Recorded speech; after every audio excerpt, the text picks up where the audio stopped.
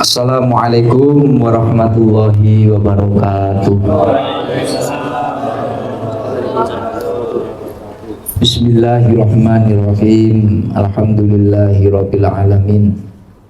Wa bihi nasta'inu ala umuri dunya waddin. Wassalatu wassalamu ala sayyidina wa maulana Muhammadin wa ala alihi wa ashabihi ajma'in. Qala Allah subhanahu wa ta'ala, qalu subhanaka la ilma lana illa ma 'allamtana innaka antal alimul hakim.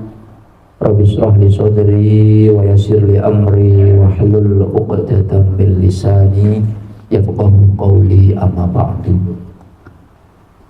Bapak Ibu, saudara-saudara saya, seluruh pegawai di Yayasan Badan Wakaf Sultan Agung rahimakumullah. Alhamdulillah wa syukurillah, pada pagi hari ini kita semua dikumpulkan Allah dalam satu majelis. Majelis apa lagi, Mas? Kajian Rabu pagi. Ini seminggu sekali, karena biasanya kalau kita datang ke kantor langsung ke ruangannya masing-masing.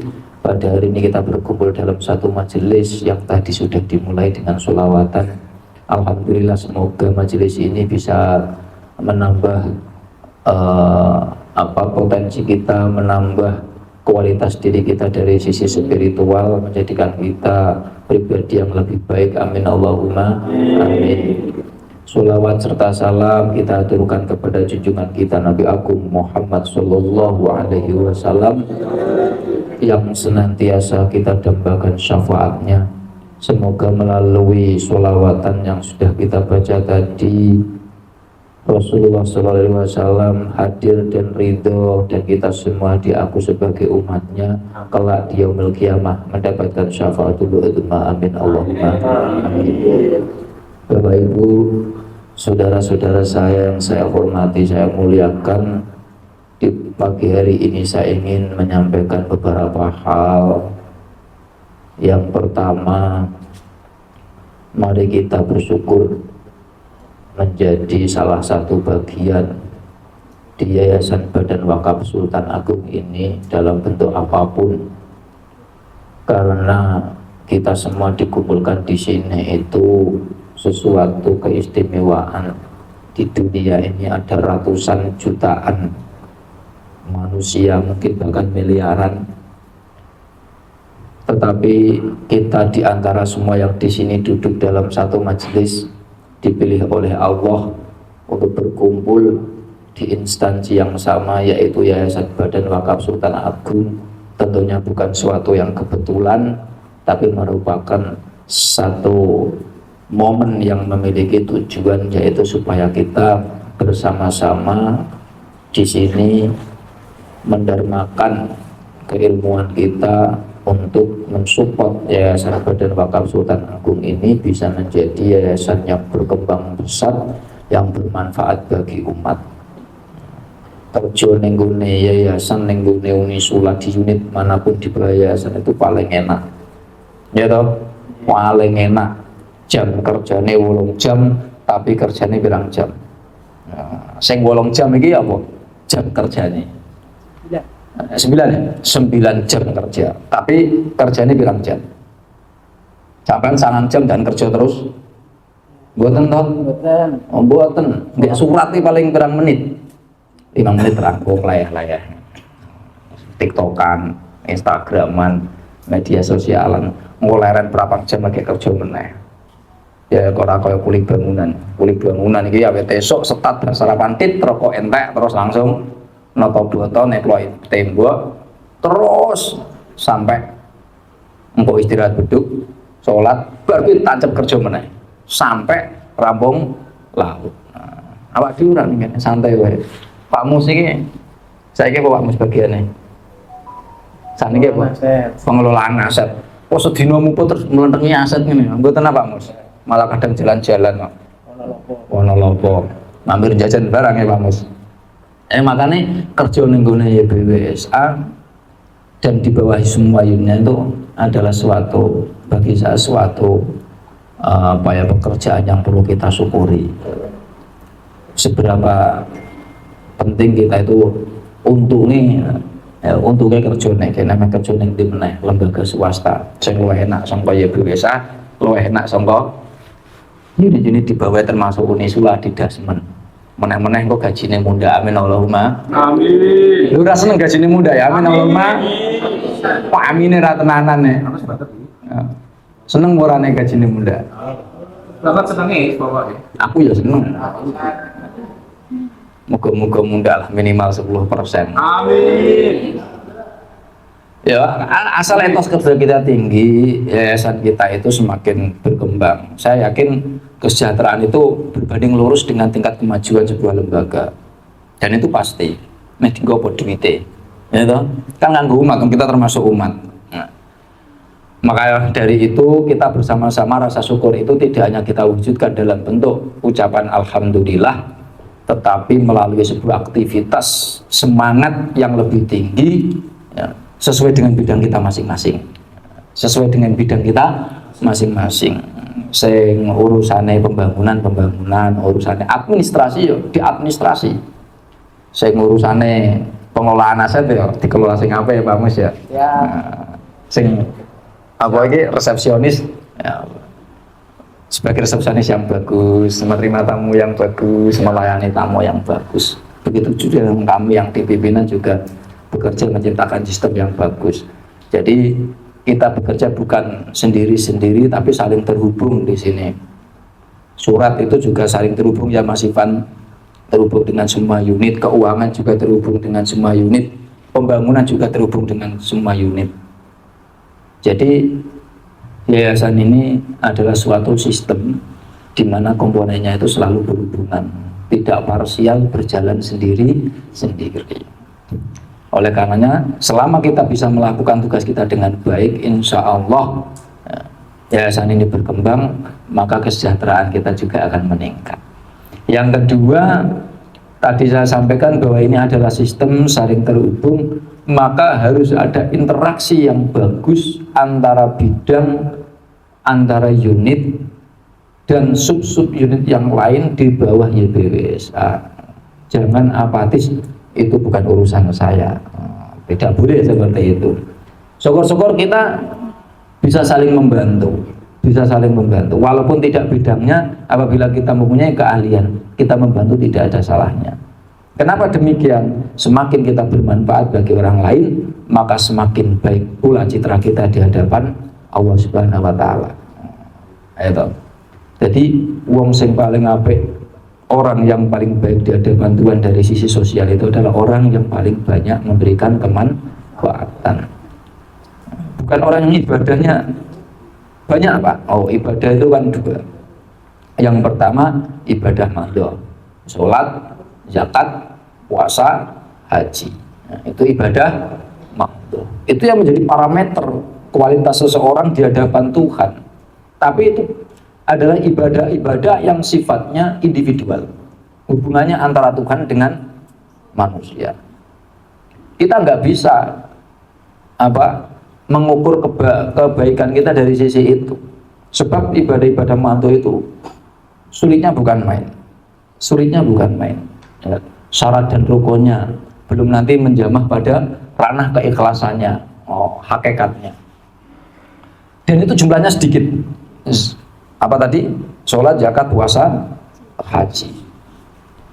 Di samping itu, kita kan nggak mungkin seharian terus sholat terus. Siapa seharian yang sholat terus? Sholat hanya 5 waktu yang wajib.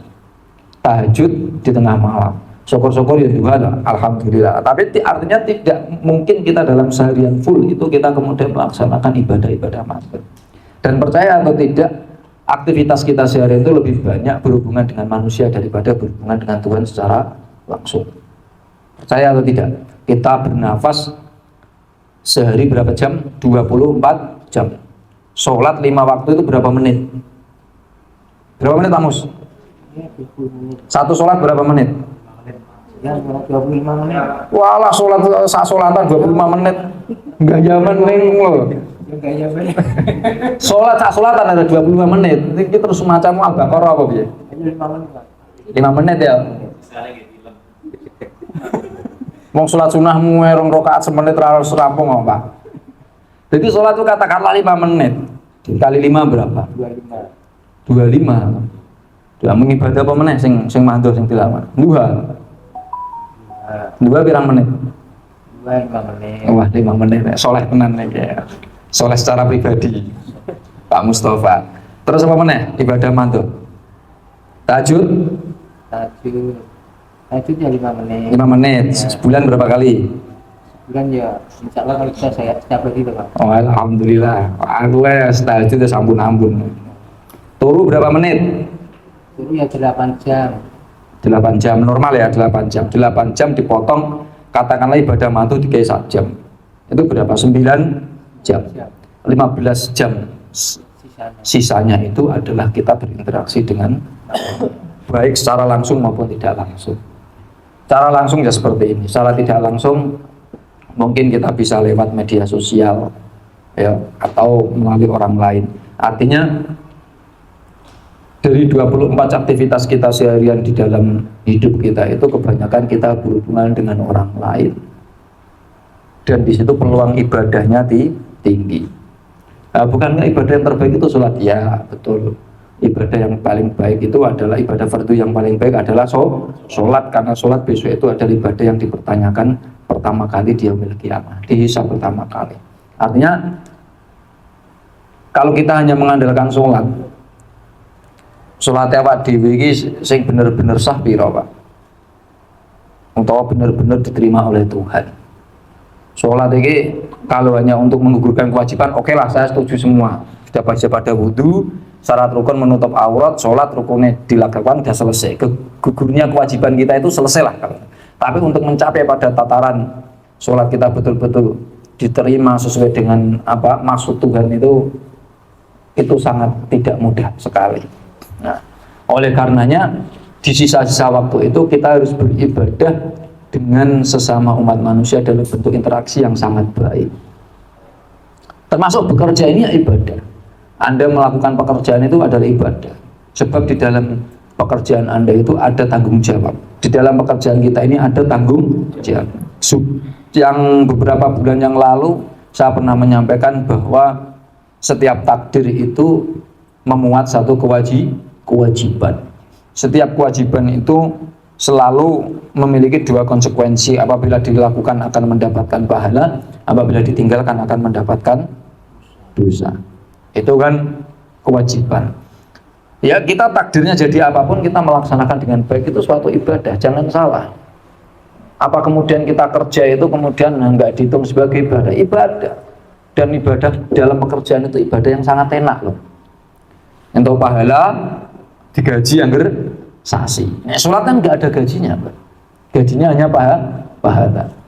Artinya bukan kita menyepelekan sholat, tetapi kita mensyukuri apa yang kita miliki hari ini menjadi salah satu bagian dari YBWSA untuk bekerja dengan baik, mensyukuri itu, ya, melaksanakan kewajiban kita, maka kita nanti dapat pahala, juga kita nanti dapat gaji.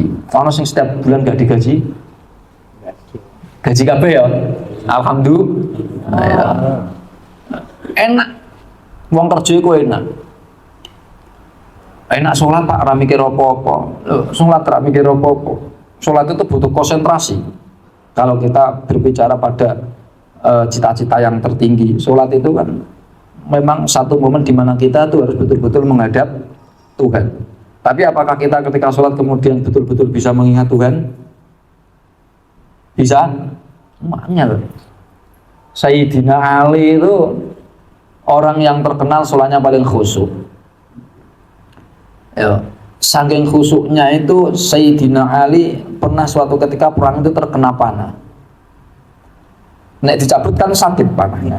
Kemudian dia bilang kepada sahabat yang lain, saya tak sholat dulu, nanti kalau sholat cabut panah saya.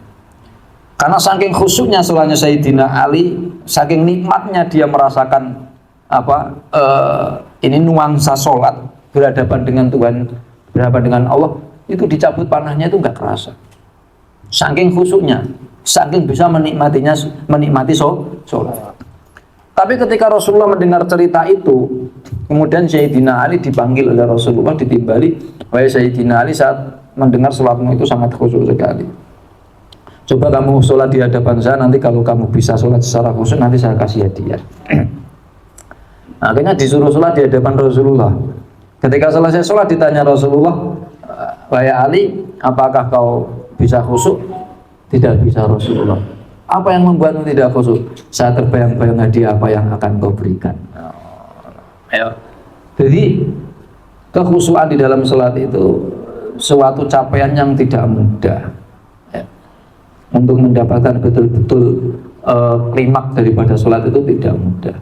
Maka kita diberi peluang oleh Tuhan untuk menjalankan kewajiban lain, aktivitas kita sehari-hari, dan itu dinilai sebagai ibadah selama kita menjalankan tugas kita dengan baik.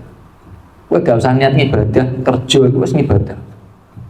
Ora usah niat saya kerja dengan niat ibadah. Itu wis otomatis. Kamu ketika menyadari bahwa kewajibanmu sebagai pegawai di sini, sebagai bagian dari Uni Sulain adalah takdirnya Tuhan, dan kamu niat untuk melaksanakan takdir itu, ya, mengemban amanah dari Tuhan, itu sudah bermuatan ibadah.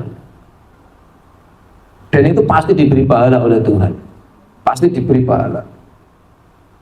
Di dunia maupun di akhirat. Di dunia berupa alhamdulillah gaji setiap bulan, di akhirat nanti berupa pahala. Jadi perlu kita syukuri. Kemudian interaksi yang baik dengan sesama. Kita itu hidup di dunia ini tidak bisa sendirian. Siapa yang bisa hidup sendirian di dunia ini? Tidak ada. Kata orang single pun seumur hidup, dia itu sebenarnya kesepian. Dia hanya mampu bertahan beberapa waktu saja. Lo tenang, ini jangan single. Cek. Coba tunjuk jari. Siji, loro. Lah wis jejiran diangkat nawe dak wis. 7 ora. Aku nggo mahar iki nek gelem. Langsungan les-les. Ra iso, sapa sing iso urip dhewe? Enggak bisa. Kamu hidup sendiri, terus bagaimana pakaianmu yang menjual? Toko-toko ada pabriknya, pabrik butuh karyawan, pabrik juga butuh bahan pakaian, dan seterusnya. Terutama nanti ketika kita mati, tidak ada ceritanya orang mati bisa menggali liang lahat sendiri, masuk sendiri, dikubur sendiri. Maka kita butuh orang lain. Kalau kita butuh orang lain, kita harus berusaha berinteraksi dengan baik. Banyak yang diajarkan Rasulullah di dalam hadis, ya. Yang pertama, berbicara, soal berbicara. Emang karena yu'minu billahi wal yaumil akhir, falyakul khairan aw liyasmut. Manusia yang imannya benar itu adalah manusia yang selalu berkata baik. Apabila dia tidak bisa berkata baik, maka memilih diam. Tapi diam terus ini rapi. Diam terus itu tidak bagus, karena ada juga kata bijak seorang ulama mengatakan bahwa diam itu terkadang emas, tapi juga bisa terkadang menjadi tanah busuk. Jadi bagaimana? Bicara itu harus sesuai dengan proporsinya. Bicara yang baik. Apalagi sekarang di media sosial. Wah, sekali bicara nggak baik, iso langsung viral, ya, viral teman. Ono kiai entek gara-gara ngomong elek, ya. Amit-amit naudzubillah min dzalik. Kayak ngene iki direkam, engko terus diupload. Terus ada perkataan saya yang dianggap salah, didengarkan oleh pembenci saya, kan rame. Kalau itu didengarkan oleh muhibin pecinta saya, seneng-seneng baik. Tapi kalau yang mendengarkan itu adalah pembenci saya, kan sudah digoreng, jadi dadar, ya, terus jadi apa meneh? Jadi tempe itu jadi barang ning ajune wong geting. Wong nek geting ku apa-apa ketok elek. Bener wae ketok salah meneh salah. Iki nek wong geting. Nah, karena Mbah Mustafa Bisri itu pesene nek iso aja geting wong. Kalau bisa jangan membenci orang. Kalaupun toh membenci orang itu jangan sampai kebencianmu membuat dirimu berlaku tidak adil. Itu pesene Kiai Mustafa Bisri. Ya. Nah, makanya kita berusaha untuk berinteraksi dengan baik. Guyon boleh Pak, boleh. Bercanda itu penting. Kanjeng Nabi ku sewenang karo sahabat Nuaiman karena pandai bercanda. Gusti Allah ki seneng roh nambani sing lucu-lucu ki seneng, sing guyon-guyon. Pernah diceritakan Gus itu kan suatu ketika Nabi Musa itu pernah sholat meminta hujan. Nabi Musa itu sholat meminta hujan, sholat istiqomah meminta hujan itu nggak pernah dikabulkan oleh Tuhan. Kemudian dia mengadu pada Tuhan, Tuhan kenapa kau tidak mengabulkan doaku? Kemudian Tuhan menyampaikan, Allah menyampaikan, karena di dalam sholatmu itu ada satu umatmu yang fasik. Yo gampang Tuhan, ya orang itu dikeluarkan saat orang di dalam umatmu itu ada seorang yang suka adu-adu katanya. Adu-adu itu namimah itu. Ya tunjukkan orangnya nanti saya keluarkan dari jamaah saya. Saya itu mengharamkan adu-adu, malah saya suruh menyampaikan namanya. Nanti saya juga ikut-ikut menjadi adu domba. Akhirnya terus Nabi Musa itu disuruh meminta doa terhadap satu umatnya Nabi Musa sendiri, suruh berdoa, dan umatnya itu berdoa itu lucu. Doanya itu kadang itu masuk akal. Ayo. Mosok njaluk udan wae ngantek ngenteni aku ndonga kan. Apakah engkau itu harus bergantung pada hamba-Mu? Akhirnya udan.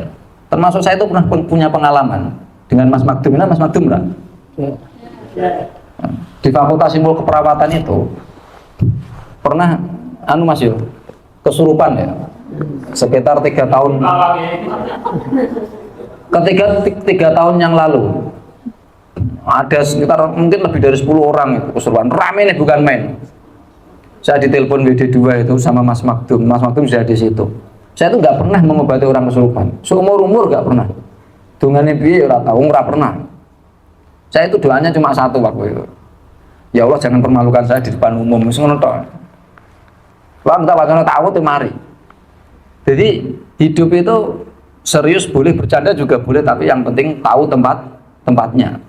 Likuli makom makol, walikuli makol makom. Setiap tempat ada ucapan yang tepat, setiap ucapan itu memiliki tempat yang tepat. Ngomongnya nang nggone, nggon itu ana cara ngomong.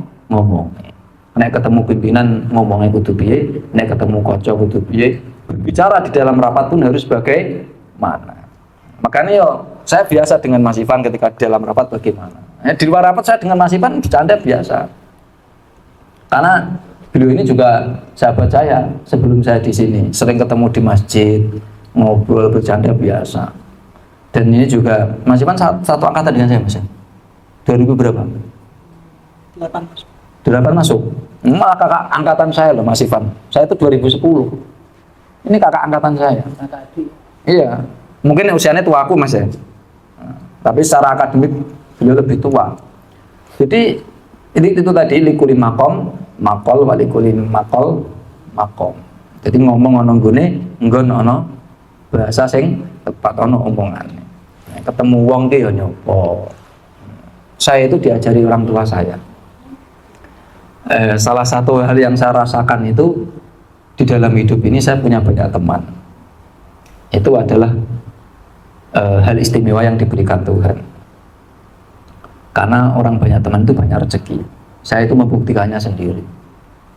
Dan untuk dapat mempunyai banyak teman itu adalah ajaran ibu saya. Saya waktu kecil itu belum sekolah mungkin. Pokoknya cilik. Saya itu dididik orang tua saya itu ibu saya. Nek ketemu wong nyopo. Nek ketemu wong nyopo le. Nek ketemu wong tua ditakoni. Nek iso basa ya basa. Wong tua iki disopo iki seneng. Jadi saya sejak kecil kalau ketemu dengan tetangga saya itu seperti sudah latah. Latah iki nek cara latah iki basa ndi? Basa Indonesianya apa latah? Bahasa Indonesia ya. Refleks. Jadi saya mesti nek ketemu wong tuh sampai refleks.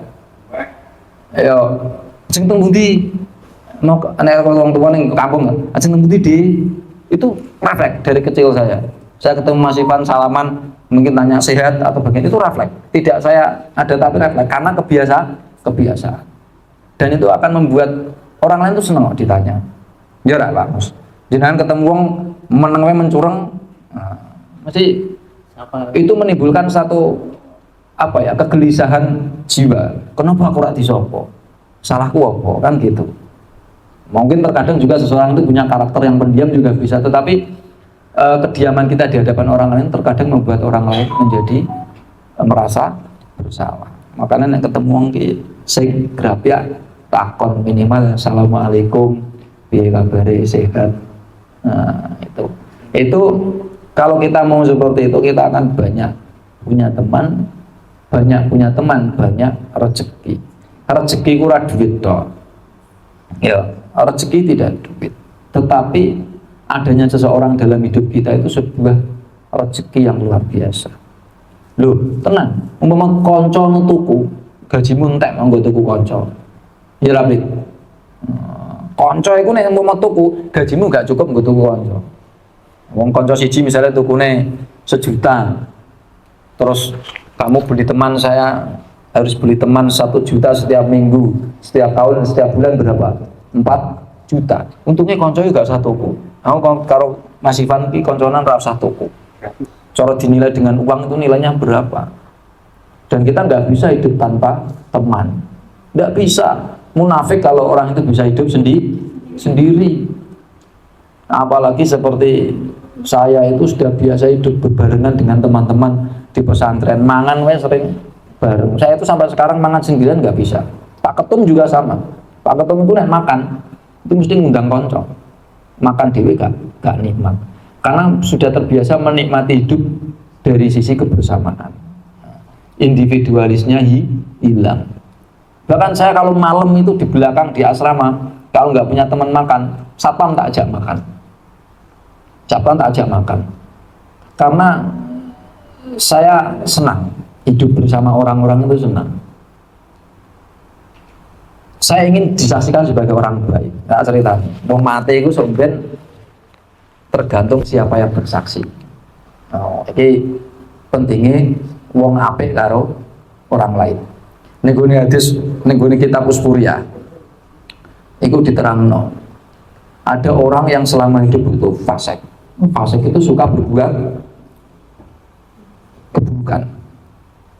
Tapi dia pernah mendengar sebuah ceramah bahwa orang meninggal itu katanya tergantung siapa yang bersaksi. Kalau yang menyaksikan itu adalah teman-temannya dan mengatakan baik, maka orang itu akan menjadi baik. Dari sisi sosial loh ya. Makanya orang Jawa itu walaupun tidak semuanya, kalau mau pemberangkatan jenazah kan ditanya. Mas Aris ya, Mas Aris siapa ya? Pokoknya si Fulan lah, si Fulan ini saya napa saya? Saya, ikut dicatat saya loh, karo malaikat. Karena kesaksian orang lain itu penting. Bahkan besok di akhirat itu ketika dihisab kamu melakukan kesalahan itu kan butuh saksi sebagai validasi. Jadi kesaksian seseorang itu mempengaruhi penilaian Tuhan. Bukan berarti Tuhan itu terpengaruh, bukan. Tapi memang sistem yang seperti itu. Karena kita makhluk sosial. Sampai orang fasik tadi itu ketika menjelang kematian menebar uang kepada orang-orang. Nah tak kayak duit sebenarnya aku nikmati seks ini orang apa? Punya aku mati, seks ini jadi wong apa? Kayak duit karena dia di duit. Akhirnya tenan ketika meninggal dunia orang-orang menyaksikan bahwa dia itu orang baik. Ya memang baik kok ngakek duit tuh. Ngakek duit itu ora gampang loh. Ya, gampang diomong tapi angel di lakoni ngakek duit. Artinya apa? Kesaksian orang lain itu memberikan apa ya? Mempengaruhi penilaian kita di hadapan Tuhan kelak. Karena kita makhluk sosial. Bahkan ketika kita melakukan kemaksiatan itu disuruh bersembunyi. Ya, sebaliknya ketika kita melakukan suatu dosa itu disuruh bersembunyi. Ketika dosa itu tidak disaksikan oleh siapapun, ditutupi Tuhan di dunia, itu akan ditutupi Tuhan di akhirat. Itu dosa. Begitu juga artinya kesaksian itu penting. Maka untuk mendapatkan kesaksian yang baik kita harus jadi orang yang baik di dunia ini. Termasuk berinteraksi, bersosialisasi dengan baik. Yo ngamuk wajar lah. Ngamuk wajar. Sepenting orang terus-terusan. Marah itu biasa karena kita memang punya emosi, kita punya nafsu. Justru kan gak tahu marah malah mencurigakan. Ya toh, orang nggak pernah marah itu mencurigakan. Jadi di nafsu malah manusia atau malaikat. Ya. Dalam berinteraksi itu diantaranya adalah memaklumi, saling memaklumi. Karena diantara kita punya kekurangan, tidak ada manusia yang sempurna. Kowe nek golek sempurnane wong ning dunya gak dikonco. Kalau kita itu selalu melihat, pengen mencari sisi positif orang lain, maka kita itu, kalau kita selalu mencari sisi negatif orang lain, maka kita di dunia ini tidak akan menemukan keindahan. Karena kita merasa selalu bertemu dengan orang-orang jahat. Tapi kalau kita selalu melihat sisi baik orang lain, maka kita semua akan melihat dunia ini sebagai dunia yang indah karena orang yang kita temui adalah orang baik. Begitu juga dengan kita harus selalu berusaha menampilkan kebaikan kita. Walaupun tidak bisa 100%, tapi kita berusaha. Nek ketemu nyopo, salaman, ya takon-takonan, raketan basa-basi, abang-abang lah, lambe. Tapi iku nglegake. Nyenengke. Wong iku lah milih mau dulang omongan sing apik dari mau dulang panganan sing apik, tapi mau omongi sing pahit. Yo, kowe diwenehi durian tapi diomongi sing kasar, kira-kira doyan mangan durian apa ora? Mesti mikir. Kowe diwenehi roti biasa tapi diomongi sing apik-apik mesti seneng. Meneh wong wedok. Wong wedok iku nek cara almarhum Ustadz Yasin Asyari yang dulu pembina yayasan itu nek cerita karo aku, wong wedok iku kupinge luweh ngeleh daripada wetenge. Seneng dijak omong. Sehari itu minimal harus mendengar berapa ribu kata katanya, seperti itu ya toh. Jajal wong wedok meneng wae ngarep wong wedok, wah salah, ngomongnya salah meneng ya. Jadi iya, kita itu semua di sini seneng ketika orang lain berbicara baik kepada kita, entah tanya kabar, tanya kesehatan, tanya keluarga, menyapa dan memberikan kebahagiaan pada orang lain itu sedekah. Kowe nek rasa sedekah dengan duit, sedekah omongan yang baik, yang menyenangkan. Kalau tidak bisa bicara yang baik, sikapnya yang baik. Itu khalus surur fil qalbil mu'minin, apa kayak? Sedekah. Memasukkan kebahagiaan. Ya, menjadikan orang lain bahagia itu termasuk bentuk daripada sedekah. Bisa dengan bibir, bisa dengan lisan, bisa dengan uang, bisa dengan sikap ataupun dengan perilaku apapun yang buat orang lain itu senang. Ya termasuk ngene iki jane luwih seneng nek ana jajane. Oh ngoten. Alhamdulillah. Ya engko ditambahi ya mangan tumpeng ta apa lho Mas. Biasanya kan ana sotone ya. Lah ndi sotone iki ana ora? Wah iki. La khaira fi khairin la yadum bal sarun la yadum khairun min khairin la yadum. Kebaikan yang tidak konsisten itu tidak jauh lebih baik daripada berhenti dari satu keburukan. Ya.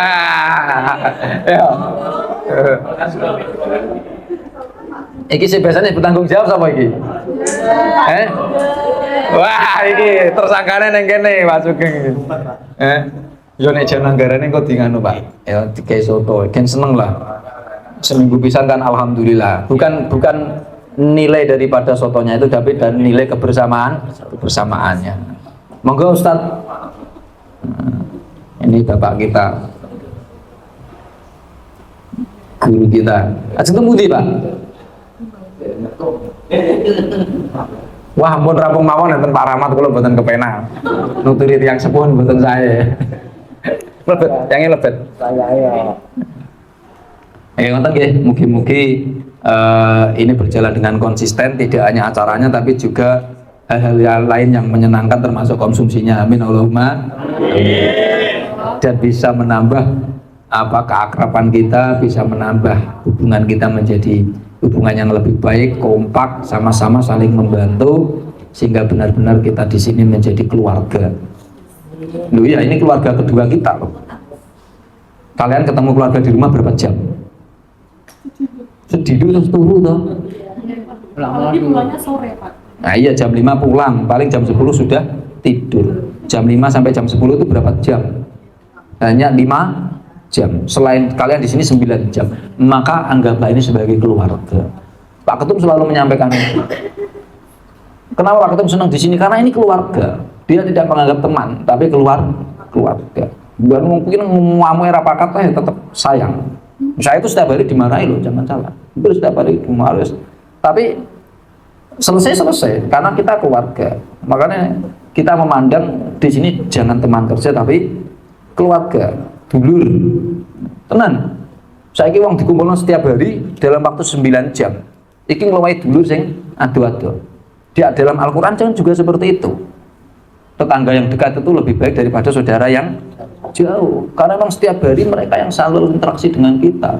Termasuk kita di sini itu tetangga yang dekat. Kantor saya di sini, kantor yang lainnya di situ. Ini dalam satu gedung.